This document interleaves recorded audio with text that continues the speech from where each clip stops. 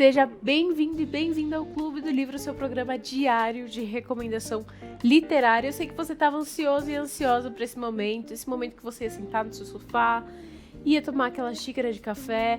Ou calma, se você estiver trabalhando, colocar o seu fone, escutar esse bate-papo que vai ser muito bom sobre um livro que eu recomendo total. Aqui o livro Aconselhando Uns aos Outros. E para falar comigo desse livro, Paola Reis, minha amiga, que é conselheira bíblica aqui do Centro de Aconselhamento Bíblico aqui de Pinheiros.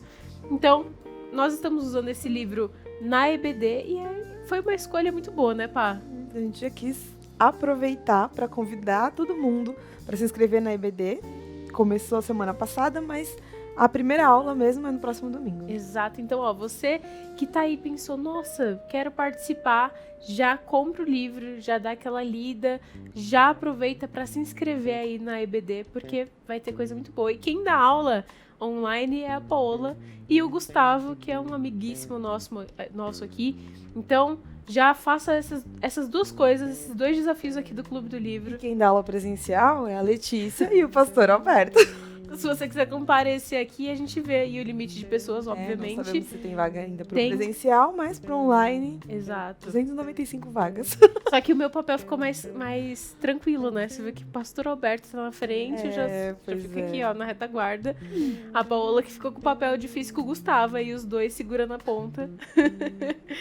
Mas tudo fica mais fácil quando a gente tem as escrituras como apoio e quando o Ed Welch, o autor do livro, escreve um livro para nos ajudar nessa caminhada, ajudar a gente a aconselhar uns aos outros, e acho que essa é a proposta do livro, né? Fazer com que a igreja desenvolva esse papel de encorajamento mútuo, né, Pá? Sim.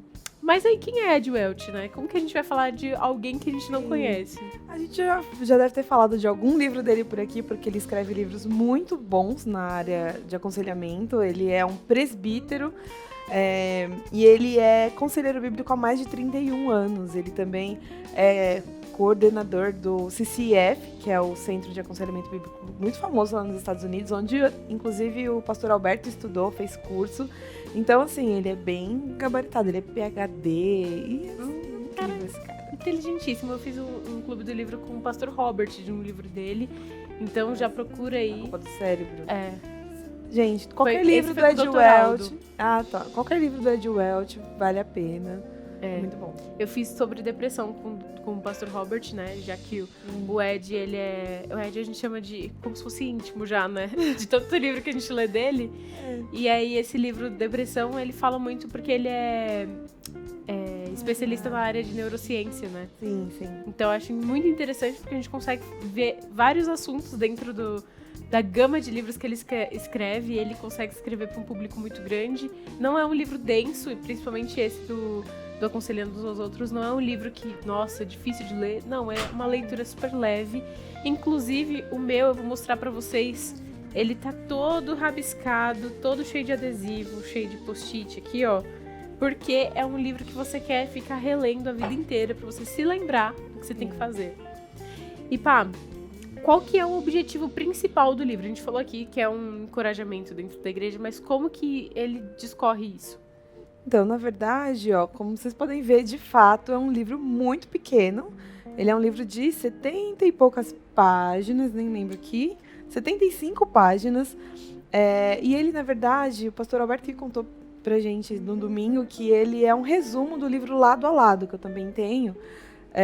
Que também vale a pena fazer um clube do livro sobre ele, que fala sobre relacionamentos, né? Inclusive, para quem tiver interesse na escola dominical, a gente já avisa que a ideia não é preparar as pessoas para serem conselheiros bíblicos formais, e não é essa a intenção do livro também. Na verdade, a intenção desse livro é mostrar que o papel de cuidar uns dos outros é de toda a igreja, é de todo crente. Acho que a gente já falou sobre isso aqui muitas vezes, na IBPTV, em todos os programas de aconselhamento, mas esse livro torna isso muito prático, ele é um guia.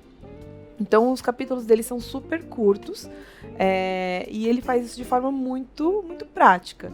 Ele dá 8 passos, literalmente assim, 8 passos, para você fazer isso, para você olhar para as pessoas de forma mais profunda e de se interessar mais pelas pessoas, né? E também os capítulos são... Ele coloca de uma forma, ele incentiva que esse livro seja lido em grupo, seja lido com mais uma pessoa ou em pequenos grupos, né? E ele fala que os capítulos são até curtos e a forma como ele escreve também é bem simples, para que você leia em voz alta. Então, assim, ele é todo formalizado, assim, formatizado para que facilite a leitura, o estudo em grupo e incentive mesmo a igreja a mudar essa visão de que o cuidado das pessoas é do pastor, é do líder. Na verdade, ele fala logo no começo que a ideia é que Deus usa pessoas comuns. Deus usa pessoas comuns para trabalhar na vida de pessoas comuns.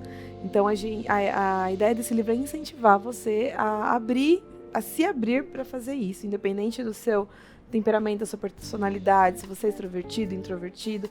Não é esse o ponto, na verdade, é você entender que isso é uma obrigação do crente, né? E eu acho que isso é muito interessante, porque às vezes a gente acaba nessa cultura de ministério de aconselhamento bíblico, a gente acaba jogando tudo pro conselheiro, né?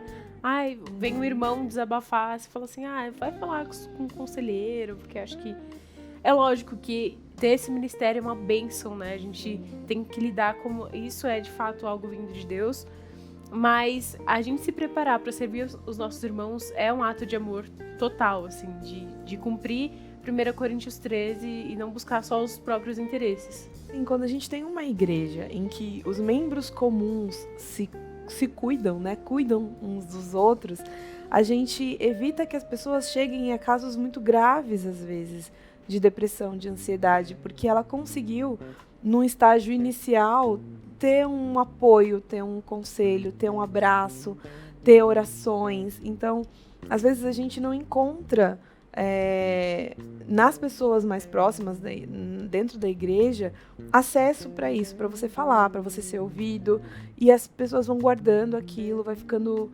cada vez mais, se sentindo cada vez mais sozinho, e as coisas vão ficando mais graves, e aí vem parar aqui no centro de aconselhamento. Então a ideia é que esse trabalho seja colaborativo, óbvio. O centro de aconselhamento é uma bênção, né? E a gente atende todo tipo de situação, das mais simples às mais graves, assim, complicadas mesmo. Mas a ideia é que quando a igreja entender como isso funciona, inclusive quando a pessoa passa pelo aconselhamento e ela vê as suas questões resolvidas, ela se interessa muito em cuidar de outras pessoas, porque ela entendeu o efeito desse ministério na vida dela. Então, essa é a ideia, de que as pessoas entendam que todo mundo precisa fazer isso, e que se todo mundo fizer isso, parar para ouvir e também parar para falar, porque a gente às vezes se fecha, a igreja vai funcionar de forma muito mais dinâmica e vai testemunhar de forma muito mais bonita ao mundo, assim. E vai ser um lar acolhedor, né? Vai ser um lugar, um ambiente formatado já para ser acolhedor, para as pessoas terem prazer de falar dos problemas dela. Exatamente. A gente tem esse problema como ser humano de guardar pra gente, né? Aquilo que traz vergonha, a gente guarda, a gente faz que nem Lisa, ela pega a merda, deixa lá, vamos ficar aqui. E quando, na verdade, a gente é chamado na escritura para confessar, para se arrepender, para compartilhar, para aconselhar, exortar, tudo isso, né? E envolve muito relacionamento. A gente tem que estar disposto a lidar com o pecado do outro, tem que estar disposto a cuidar do outro e amar o outro, né? E a gente também tem que ter essa visão para nós mesmos, tem que estar disposto a ser frágil, a ser vulnerável e contar pro outro, né? Ser humilde de contar o seu próprio problema, né? E o Ed Welch vai falar isso no livro, né, Pá? Ele vai falar sobre o papel da humildade, né, nos relacionamentos. E qual que é o papel? Por que começa com a humildade? Então, na verdade, ele faz uma estrutura super simples aqui, de passos práticos mesmo. O primeiro capítulo é sobre humildade. Ele já começa falando que o primeiro passo para você ter relacionamentos saudáveis na igreja é a humildade. E ele fala isso exatamente porque, a começar em nós precisamos saber pedir ajuda e reconhecer a nossa fraqueza. Muitas vezes a gente acha que é autossuficiente, nós achamos que somos autossuficientes e temos dificuldade, às vezes, de pedir uma oração para um irmão, de falar que precisa de ajuda, de confessar um pecado. E o primeiro desafio que ele dá no livro, inclusive, no final de cada capítulo, ele faz uma pergunta e uma tarefa prática para você colocar em prática. Uma tarefa para colocar em prática naquela semana, na semana que você estiver lendo o livro. E logo no começo, ele vai falar sobre a humildade e essa importância de você assumir que você é uma pessoa necessitada. E aí ele explica exatamente o porquê, para você poder olhar para os outros também com essa ideia de que todo mundo tem necessidades. E o primeiro passo é você se tornar vulnerável, né? A gente quer mostrar que é super-homem. A ideia desse livro não é você começar você se colocar num papel de super-herói para salvar todos os outros. Ele já começa falando que você, como um ajudador, é um necessitado de ajuda. Né? Você necessita de ajuda. Você precisa reconhecer isso primeiro, antes de colocar a capa do super-homem e oferecer a mão para os outros. Eu acho que isso quebra, né, o primeiro contato, né, de você ser ríspido quando a pessoa te contar o pecado dela, né? Porque assim, a gente como crente, a gente vai ter que estar disposto a lidar com aquilo de forma bíblica, em amor, lógico, em verdade, né, exortando dentro da palavra. E com a humildade, ela prepara todo o terreno para que a gente lide com a pessoa de forma sábia, né? E que ela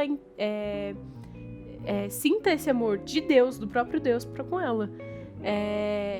E aí eu acho que ele prepara todo o relacionamento e a partir da humildade a gente consegue aprofundar esse relacionamento, né? A partir desse primeiro contato, a pessoa vê que não existem barreiras para ela se comunicar com você, você consegue aprofundar.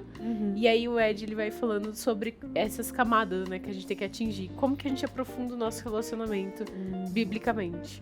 Ele vai falar logo no capítulo, nos capítulos mais pra frente, né? Primeiro, ele fala da questão de que você precisa se aproximar das pessoas, isso tem que ser intencional, né? E porque se a gente deixar na nossa naturalidade, assim, e se aconteceu, se eu esbarrar em alguém, se eu encontrar alguém chorando, a gente nunca vai estar disposto. Quando eu tiver mais tempo, a gente nunca vai ter tempo, a gente nunca vai estar disposto, a gente nunca vai estar livre dos nossos problemas para poder cuidar do problema dos outros. Então ele levanta no capítulo 2 essa questão de que a gente tem que fazer isso de forma intencional. E depois, nos 2 capítulos seguintes, ele vai falar que tem que ser profundo. Então, ele vai explicar que a gente precisa identificar as questões do coração. As questões do coração são mais difíceis de serem atingidas, né? E você não atinge isso no "Oi, tudo bem? Como que você tá?" Ali no salão da igreja. E a pessoa vai falar, "Tô bem, tô tudo bem." É o comum, né, da nossa sociabilidade. Mas a gente precisa pensar se a gente de fato está interessado em saber se aquela pessoa está bem, se a gente de fato quer ouvir ela falando não estou, e se preparar para isso, né? E ir com intencionalidade aprofundando essas perguntas, essas conversas. Não ficar satisfeito simplesmente... a ideia não é que você seja inconveniente também, mas não ficar satisfeito com "Oi, tudo bem?" Né? Perguntar de verdade se você tem... Se a pessoa está bem, gerar relacionamentos, gerar convites para ir na sua casa, para ir na casa dela, para sair com ela, para ter uma conversa mais profunda. E tem um ponto que ele coloca no capítulo 4, que o capítulo 2 ele fala sobre essa questão do coração, que é importante a gente conhecer o coração, os nossos desejos naturais. E aí no capítulo 4 ele vai falar sobre as influências decisivas. Né? Quando você inicia uma conversa e a pessoa tem uma crise, você passa por essa fase, né, dela se abrir, você buscar entender o que tem influenciado ela.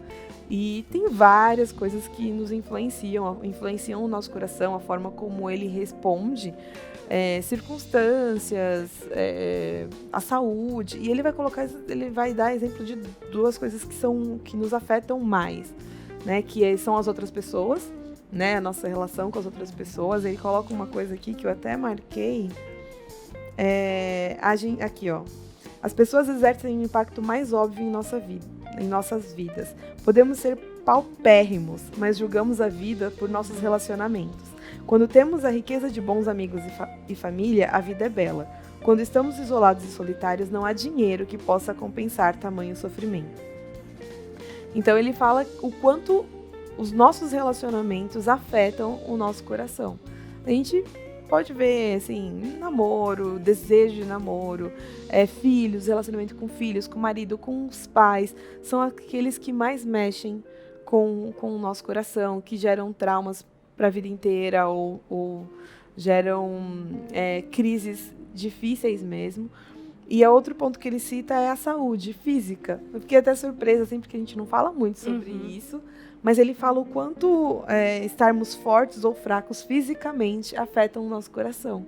Ele vai dando uns exemplos de como as pessoas lidam com doenças, né, com o envelhecimento, com doenças graves, com doenças leves, com preocupações com a saúde, com a vida, e a questão das circunstâncias também, né? Como as circunstâncias afetam o nosso coração, a nossa confiança em Deus. Então, ele leva a gente nesses nossos relacionamentos, nessa busca em ajudar o próximo, a pensar mais profundo, a pensar em tudo isso.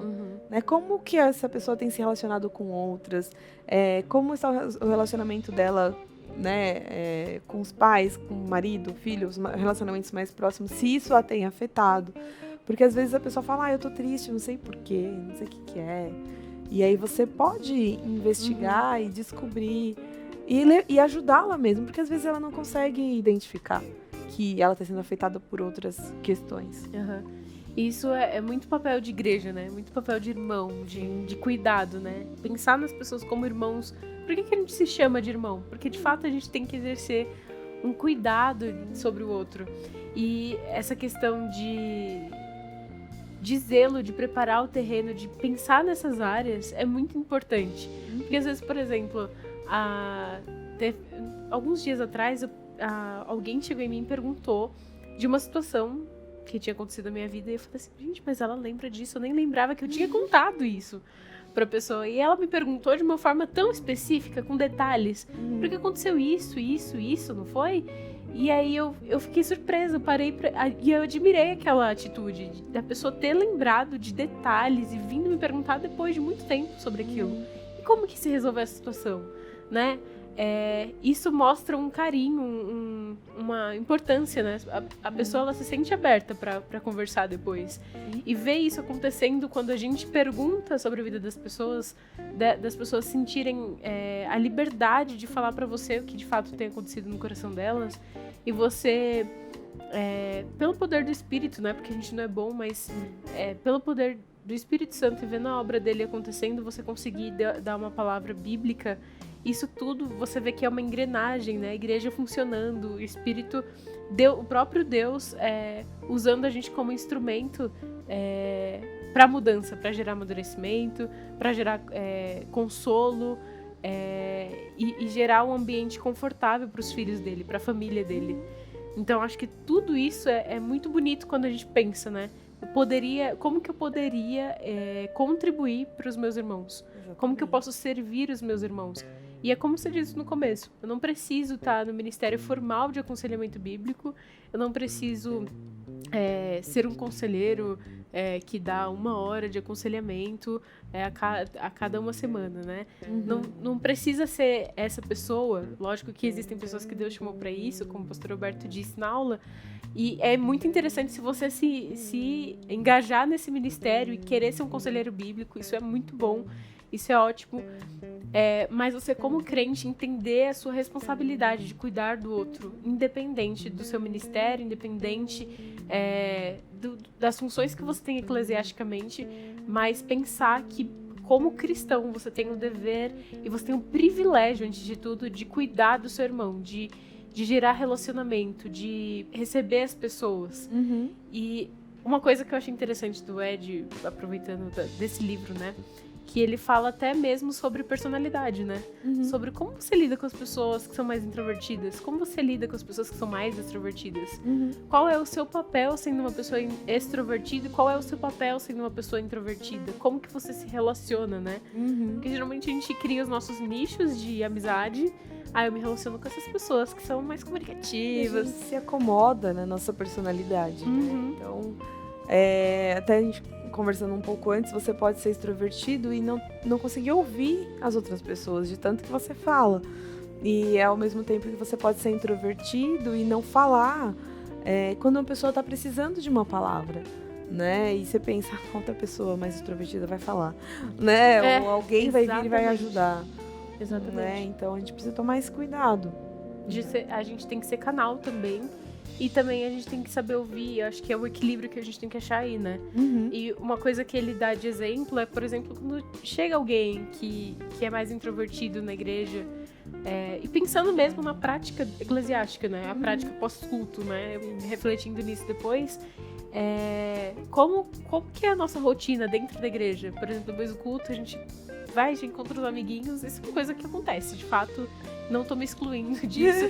Mas a gente acaba o culto, a gente já identifica ali na multidão os nossos amigos, a gente se junta com eles, conversa, sai pra comer, mas a gente não para pra pensar que aquele momento poderia ser um momento de acolhimento. É um momento que a gente busca os rostinhos novos dentro da igreja e acolhe aquelas pessoas e chama pra comer junto com os nossos amigos. Não tem problema nenhum fazer manutenção das nossas amizades na igreja, muito pelo contrário, é ótimo. Cria relacionamentos profundos, né? E até esse livro ajuda a gente. Mas que a nossa galera, que a nossa comunidade, que o nosso grupo seja um grupo aberto para receber as pessoas, né? E é um perigo a gente criar panelinhas e criar lugares, assim, pessoas fechadas em que não, aqui você não entra, aqui não pode, não, aqui é só a gente, agora a gente vai almoçar só a gente aqui, nosso grupo. E isso não revela um caráter de igreja, isso não condiz com o perfil bíblico, né? E a gente consegue fazer isso, às vezes, com requintes de crueldade, porque a gente não fala diretamente para a pessoa que ela não é bem-vinda, mas a gente cria um clima em que ela não se sente bem-vinda, né? Você tá ali com seus amigos, você tem assuntos muito particulares de vocês, porque vocês estão há mais tempo juntos, porque vocês têm histórias juntos, vocês viajaram juntos, e quando chega uma pessoa nova, diferente, vocês continuam nos assuntos de vocês, a pessoa não tem como participar, ela não tem como interagir, e fica muito nítido que às vezes ela não... Você não faz questão de fato que ela participe, né? Então é muito importante a gente ficar atento a isso, porque às vezes a gente não percebe, e faz sem querer mesmo, porque é cômodo, mas às vezes a gente percebe e não quer mesmo. Eu já ouvi, infelizmente já ouvi muitas vezes assim, aqui na saída da igreja, o povo marcando de sair para comer e pensando, nossa, mas fulano vai, né? E você fica assim, tipo, poxa... Né? Por que fulano não pode ir? Ou você quer sair com aqueles seus 5 best friends e a outra pessoa tá ali sozinha no salão, você dá um perdido nela. Vamos, gente. Isso é muito triste de ver e é muito comum de ver, infelizmente. Entre pessoas adultas a gente pensa que é coisa de adolescente. Nada. Mas a gente vê, é muito comum a gente ver isso entre pessoas adultas. E é complicado, né? Mostra um egoísmo muito grande da nossa parte e um esquecimento do que de fato é a igreja, né? Então é importante a gente prestar muita atenção para que tem servido os nossos relacionamentos. Até o nosso grupo de Best Friends Forever, né? Ele precisa ser intencional. Ele nunca pode ser uma panela fechada. É super normal você ter amigos mais próximos que tenham afinidades com você. Mas se você não permite que mais ninguém entre ali, a gente tem um problema muito grande de dependência emocional. Que pode ser em grupos, né? Infelizmente. Exatamente. Isso pode ser... Essa palavra é muito muito usada hoje em dia. E eu até não gosto muito dela por essa banalidade. Mas tóxico, né? Essa palavra. Essa palavra é engraçada. Mas é tóxico no sentido de pecaminoso. Exatamente. No sentido de você tá degradando, né? Você tá ajudando o pecado do outro e contaminando seu próprio coração. Se você pensa no tóxico como isso, de fato é algo que você inala e contamina, né? E se você tem relacionamentos que geram um clima ruim, que soltam um veneno, é algo que a gente precisa repensar, né? Uhum. Tudo isso, a gente tá falando de uma forma muito prática e eu acho que esse livro baseia muito, né? O que a gente vai fazer daqui pra frente. Uhum. Não se sinta desmotivado nossa, eu faço tudo isso que elas falam que é errado, vou desistir aqui de ir pra igreja. Eu também já fiz, tá? E olha, e também. Às vezes meu coração fala assim, faz de novo. A gente tem conversado muito sobre isso. Como essas relações de amizades na igreja estão distorcidas, né? Em relação a ciúmes, em relação a esse sentimento de posse que as pessoas têm, de não ficar feliz de ver uma amiga com outra amiga. Infelizmente, isso é cada vez mais comum. E nós não estamos livres de sentimentos como esse. A gente tem que lutar contra isso, A gente né? precisa lutar contra isso, né?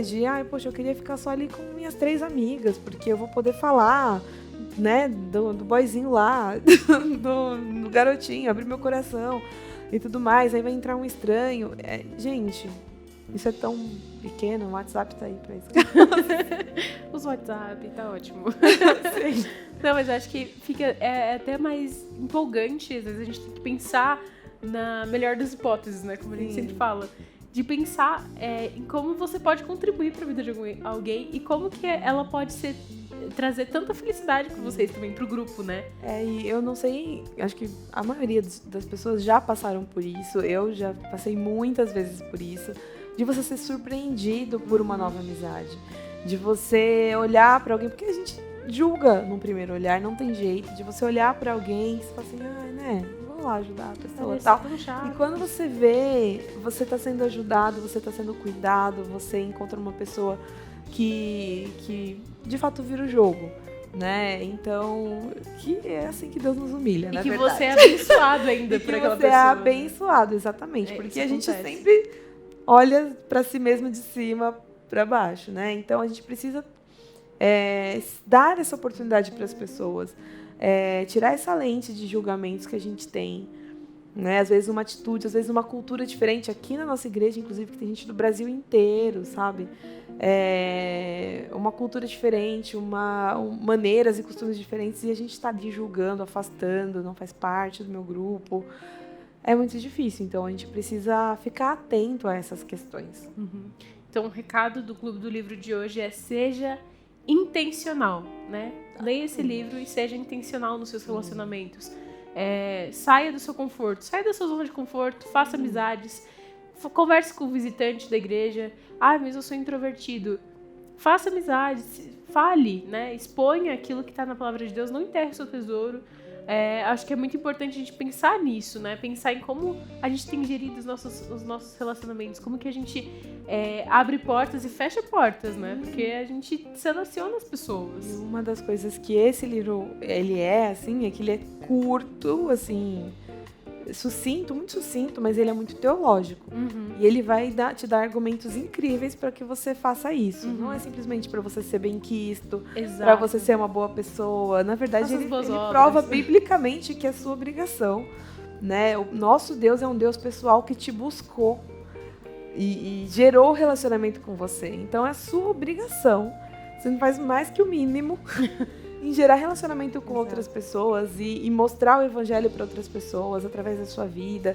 Então, não pense que você tá certo em não querer isso. Se Deus fez isso por você. Isso tá sendo muito tóxico para mim. Não, nada com gente. isso. E eu acho que a gente tem que encarar esse dever que Deus nos deu com uma alegria imensa de compartilhar com privilégio, a sensação de gratidão, de privilégio, de poder ter pessoas que estão entrando para nossa família, né? Quando nasce uma criança, a gente fica tão feliz. Nossa, um bebê novo na família, meu Deus. Aí devota toda a atenção pra criança.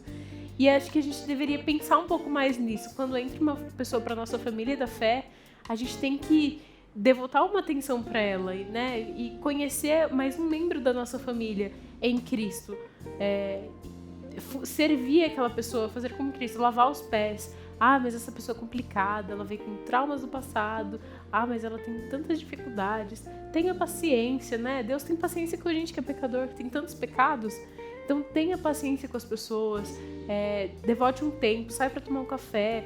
Esses dias, eu vou até contar aqui uma experiência pessoal. Esses dias o nosso presbítero Teruya falou assim, vamos tomar um café só pra saber da minha vida, só pra falar assim, como que você tá, né, saber o que tá passando pela vida da Letícia, quais as dificuldades. E eu chamo o Teruya de pai já, a Cecília de mãe, que é a esposa dele, porque age como família, né, e eu acho que isso é muito esplendoroso ver isso acontecendo dentro da igreja. As pessoas brincam comigo. Ai, Letícia, chama todo mundo de pai, chama o Teruya de pai. E a gente tá tão mal acostumado que quando esse tipo de convite acontece, você fala assim, o que eu fiz? Nossa, eu pequei. O que eu fiz? Ele vai me dar bronca? Ele vai... Porque a gente não tá acostumado com isso. Confesso que eu pensei isso. Falei, nossa, eu vou vir uma bronca, meu Deus. O que eu fiz na igreja? Deixa eu já ver aqui. Deixa eu ver qual heresia eu falei no Instagram, tá? E que eu falo, qual meu post e que eu fiz. Qual heresia que eu falei no programa. Sim. Mas, e isso, né, ver que isso deveria ser mais normal, né, mais natural dentro do nosso meio. Promover isso como cristãos. Eu dei o exemplo do Teruya aqui, mas seja essa pessoa que sai pra conversar, nem que seja 30 minutos com alguém, de perguntar das dificuldades, perguntar das alegrias, festejar com as pessoas, celebrar as vitórias, né? Que nem a gente saiu pra comemorar a carta da Paola. A Paola tirou carta agora. Ó, que alegria. Então, sair com as amigas, compartilhar isso, a dificuldade. E uma das coisas, pegando o gancho do que você falou, de olhar pros novos, olhar pros velhos também. Uhum. Não digo velhos de idade, assim, mas às vezes aquela pessoa que já tá na igreja a vida inteira. E às vezes a gente pensa que ela sabe tudo, que ela conhece toda a Bíblia, que ela não passa por dificuldades. Eu já conversei até com o Teruya sobre isso uma vez. Que ele perguntou pra mim, ele falou assim, você acha que eu tenho problemas? Aí eu pensei, tem porque a Bíblia diz que tem, né? Todo ser humano Mas tem. não parece. Mas eu olho pra ele tão pleno, tão conhece a Bíblia, você conhece a Bíblia inteira, então você pensa, se ele já sabe, ele vai direto na Bíblia e resolve os próprios problemas. E, gente, não é assim. A pessoa pode ser o Hernandes Dias Lopes, liguem pra ele. O pessoal mandando mensagem. Liguem pra ele assim, não, meu Deus. Não. Mas, gente, todos, assim, o mais PhD na Bíblia, conhecedor do hebraico, do grego, de frente pra trás, na hora da crise, precisa de ajuda de outro irmão, pra orar junto, pra segurar na mão, pra mostrar uns versículos que a gente já conhece de 1000 vezes, de 1000 leituras, sabe? De decor a gente sabe, mas alguém lendo de fora fala assim, tá vendo isso aqui? Tá escrito aqui? Você lembra disso? Exato. Eu lembro. É aquele famoso quem cuida de quem cuida, né? Exatamente. E eu acho que esse olhar de acolhimento, de encorajamento e aconselhamento, a gente tem que olhar para os nossos líderes também, né? Exatamente. Olhar para eles não como um depósito das nossas dificuldades e aflições, mas perguntar, você tá bem? Né? Quantas vezes a gente vê o pastor Arival correndo por aí, fazendo... Porque ele é 220, gente. Vocês já perceberam, 220 volts. Mas parar no... Pastor, você tá bem? Tudo bem que ele vai falar em 2 minutos ali. Sim, vai falar. Mas pergunte, Mas às vezes ele fala quando não tá, né? Ele fala, ele ora junto, fala, não, já gente, vamos orar. chorando ali no púlpito, chora quando quer chorar. O Léo, o reverendo Léo, a gente contando aqui várias pessoas aqui, ó. Todo mundo passa por dificuldade, a gente... E a gente tem que ter esse olhar de cuidado também para as pessoas que cuidam da gente, né? De servi-las. E esse, pensa que, nossa, isso aqui não é utópico, gente. A Bíblia fala que dá para ser. Deus nos capacita para fazer isso, para fazer a boa obra. Então não pense que essa igreja que vai se ajudar, se acolher, se aconselhar é utópico. Pensa que isso é ferramenta de Deus pra gente viver aqui ainda nesse mundo caído. Então ele nos deu essa oportunidade, né? A igreja vai se tornar mais forte. Exato. Então, isso é benefício para todo mundo, para você, para a comunidade, para todos. os membros dela. Eu acho que esse foi o panorama geral do livro. A gente tinha muito mais coisa pra falar. Tem muito mais O livro é capítulos, minúsculo, né? mas a gente não vai fazer uma leitura do livro aqui, né? Porque ele fala sobre 8 maneiras de cultivar os relacionamentos saudáveis dentro da igreja. Então, a gente não falou das 8 aqui, mas fica aí um gostinho pra você saber do que o livro fala, né? Compre e leia, né? A gente falou de quase todas, mas compre e leia que vale a pena. Vale a pena. E se inscreva aí na EBD de Aconselhamento Bíblico. Se você tô assistindo esse vídeo 2 anos depois, procure lá no site do EPP tudo sobre o aconselhamento bíblico. Seja uma pessoa que encoraja, que aconselha, que consola, que exorta as pessoas em amor.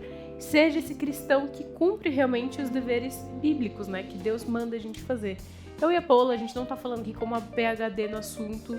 Nós, né, pecadoras, a gente tá aprendendo. Eu leio esse livro e fiquei assim, sou confrontada a cada página, gente. E a gente tem que reler, né? Tem que reler. Tem que reler a gente tudo. lembra de coisas que fez errado domingo agora, sabe? Então... E eu acho que é isso, essa engrenagem, né? Eu e a Pá, a gente sai daqui do estúdio e vai orar, né? Por esses pecados. Porque inclusive, é chorar pelos nossos pecados e ter esse encorajamento mútuo, né? Muda a vida ter amizades bíblicas. Muda a vida ter esse tipo de relacionamento que transforma, que amadurece e que mesmo nas dificuldades vão fazer a gente crescer, vai fazer a gente olhar para o lado bom, para as bênçãos de Deus. Pá, quer dar uma mensagem final para florear tudo que a gente falou aqui? Vou falar uma frase que ele coloca no livro, que logo no começo, na verdade está no prefácio, mas que eu falei, é isso. É sobre isso que o livro fala. Se você confia em Jesus e não em si mesmo, e se sente fraco e desqualificado, então você está qualificado, você foi chamado. Isso. Então, é isso, gente. Se você tá ouvindo tudo isso e pensou assim, ai não, mas elas não me conhecem, eu não vou poder fazer isso. É você mesmo. Parabéns, você foi chamado. Ganhou uma medalha. Já compra esse livro. No prefácio você vai já entender que é você mesmo que Deus chamou para cuidar de outras pessoas. Você foi promovido, então, a esse cargo de cuidar dos outros. Olha só, sim, Deus promoveu cada um de nós crentes a esse cargo, a essa função de amar e cuidar dos outros. Então eu espero que esse Clube do Livro tenha te edificado, tenha te ajudado a pensar mais nesse assunto. E fica aqui o convite, fica aqui o desafio. Ore pelas pessoas, ore por pessoas para que você seja um canal de bênção, seja um instrumento na vida dessas pessoas. Encontre pessoas, seja pessoal, seja intencional nos seus relacionamentos, dentro de casa, na igreja e fora da igreja. Seja essa pessoa que olha para as pessoas como pessoas que precisam ser cuidadas, que precisam ser amadas, precisam de exortação, de cuidado mesmo de Deus. Seja um canal de bênção. Esse é o recado do Clube do Livro de hoje. Eu espero que tenha te edificado. Coloca aqui, deixa o seu like, ative o sininho, compartilhe esse link para as outras pessoas. Faça um grupo de estudo desse livro, se você está longe, se você está perto, enfim. Faça um grupo, faça um Clube do Livro aí na sua igreja, na sua casa, e seja edificado, seja transformado. Afinal de contas, esse é o objetivo do Clube do Livro. A gente fica por aqui, mas amanhã tem muito mais. Tchau, tchau.